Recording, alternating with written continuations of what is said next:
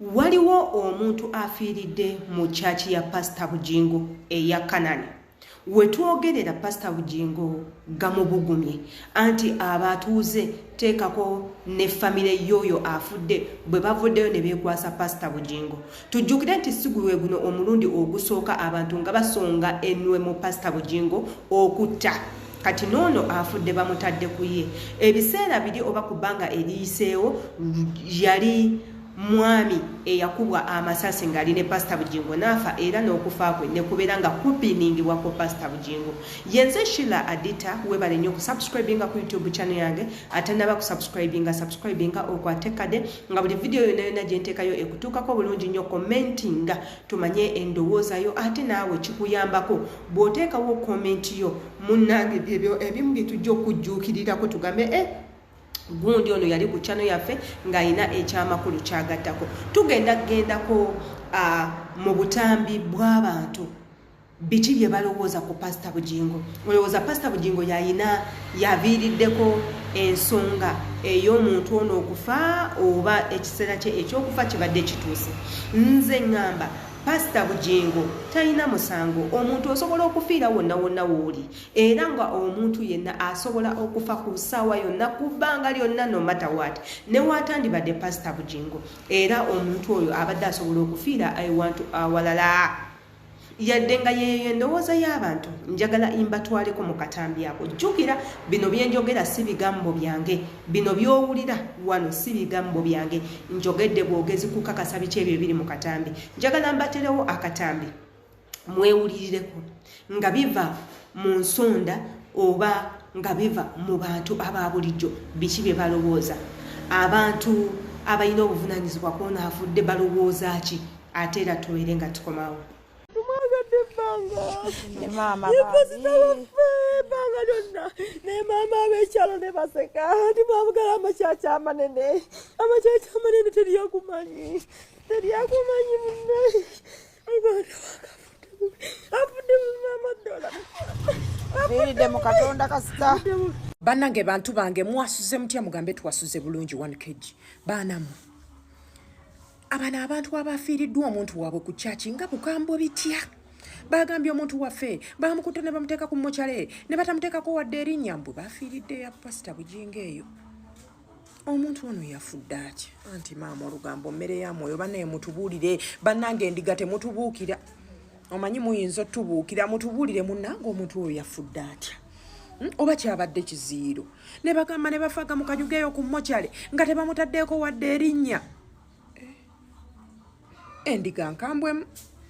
Ago ge mawulire agavuddeeyo naawe ogewuliriddeko bulungi nnyo era nga njagala okujjukiza nti nno ebyo ebibadde mu katambi si byange bannange. Saagala kuvaayo mutandika okunneekwasa. Adita yayogedde, Adita yagambye Pastor Bugingo yasa omuntu, Adita era alumiza Pastor Bugingo okutta omuntu, era Adita yagambye Pastor Bugingo mutemu, era Adita yagambye church ya Kanoni temugigenda muyabadde mu bannange sinnaba kubyogerako.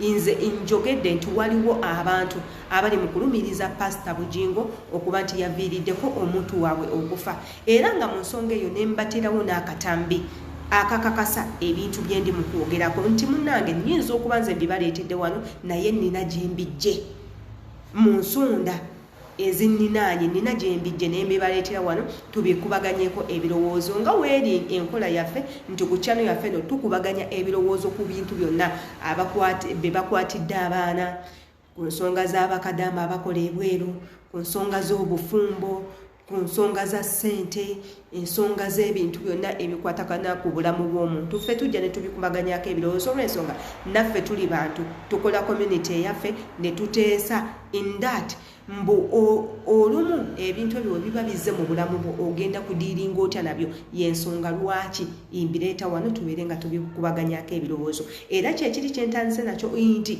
togamba nti bino ebigambo bya Adita yabyogedde. Njagala owulirize bulungi akatambi omanye ebintu ebyo Adita byayogeddeko abijjeewa wabula ate nga neeyongera okubajjukiza ne mbagamba nti yadde tweyongeddeyo ne video naye gwe wasubscribinze video tugyongeddeyo tugitaddeyo oyinza okubeera eyo nga tewa subscribinze. So woba osubscribinze kyongerako ku video zaffe zino engeri zirina okutambulamu abalina okuziraba n'ebintu ebirala abagenda okukomentinga mulimu n'abajja nga baagala okukomenting n'abajja ne balaba comments zaffe then ne bamanya biki ebigenda mu maaso oba ebiri mu video y'ensonga lwaki mbagamba mu commentinge naawe endowooza yo egenda kuba enkulu nnyo ebyo nno bye biri ewa Pastor Bugingo naye njagala okubabuuza kiki Pastor Bugingo kye yakola abantu twakolako akatambi nga twogera ku mbeera ya Pastor Bugingo ne ŋŋamba enti nno era ye yali endowooza yange nti singa bannaddiini bonna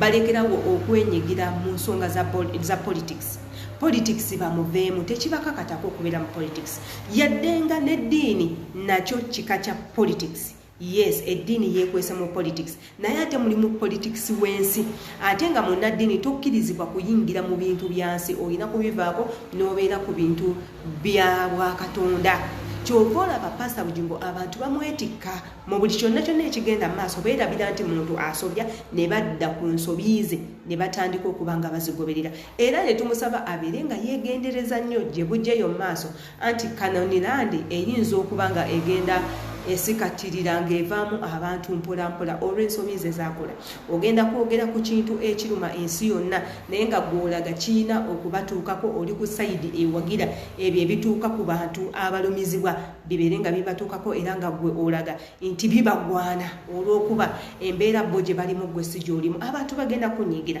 eno kyaki olina abantu bangi b'otuuza buli omu ayina endowooza ye ayina entegeera ye bayinza okuba nga bazze gy'oli nga beetaaga buyambi obwa deliverances obuyambi obubbasabirako obuyambi nga bo balowooza nti bwe banajjewowo n'ebizibu gye bigenda okuwonera ate gwe n'otandika okudda ku bizibu byabwe n'otandika obisekerera Susan Makula n'adda mu kyaki n'atandika mu kifo ky'okwogera ku bintu ebiruma abantu adda ku bintu byakuvuma ate binyiga mitima gy'abantu kuleeta musaayi kubawa biwundu yenze Shira Adita kamanye endowooza yo katambika neeno enkwagala nnyo